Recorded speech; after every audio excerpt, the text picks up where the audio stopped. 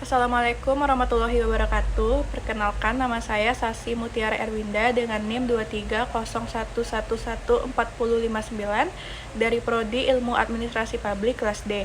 Di sini saya akan membuat tugas video untuk melengkapi nilai ujian tengah semester saya dari mata kuliah Perilaku Organisasi. Baiklah, kita akan menjawab pertanyaan pertama, yaitu mengapa pentingnya mempelajari mata kuliah Perilaku Organisasi.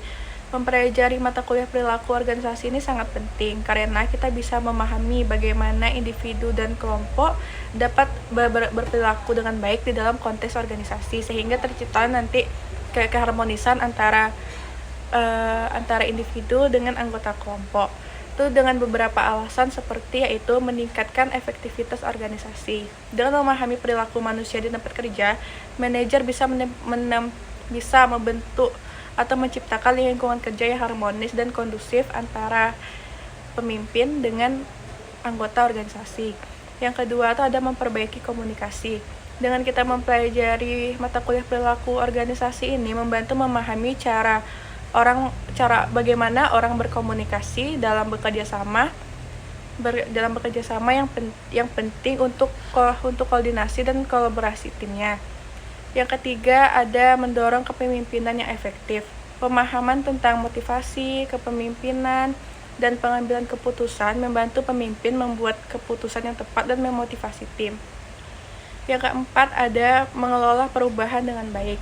Di dalam perilaku organisasi atau di dalam dunia kerja yang dinamis, sering terjadinya perubahan. Ilmu ini membantu mempersiapkan dan membimbing organisasi dalam proses perubahan.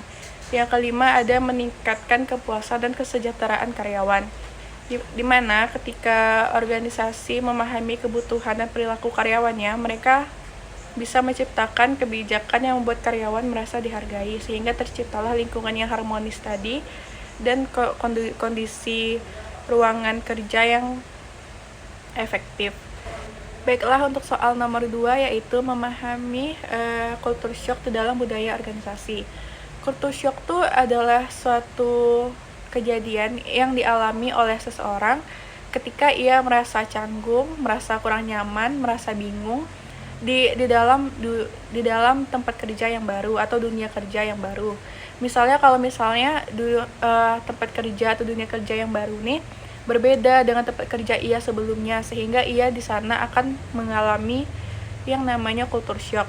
Dan apabila culture shock dari seseorang nih tidak ia cegah, atau misalnya culture shock ini ia biarkan berlarut, itu akan membuat diri seseorang nih merasa tertekan dan akan merasa semakin tidak nyaman dengan tempat kerjanya yang sekarang, sehingga akan muncul keinginan untuk seseorang ini nih akan untuk resign dari tempat kerjanya dan mundur dalam tempat kerjanya karena merasa tidak nyaman terhadap lingkungan di tempat kerja yang baru.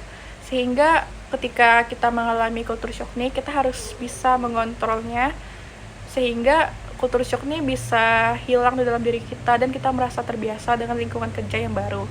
Baiklah, untuk soal yang ketiga yaitu bagaimana proses budaya organisasi ini terbangun. Proses budaya organisasi ini dibangun karena beberapa tahapan kunci yang berkaitan. Yang pertama yaitu pemimpin dan pendiri.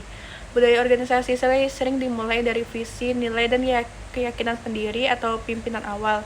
Mereka menetapkan nilai atau norma dasar. Yang kedua ada sosialisasi. Nilai dan norma disosialisasikan kepada anggota baru melalui pelatihan.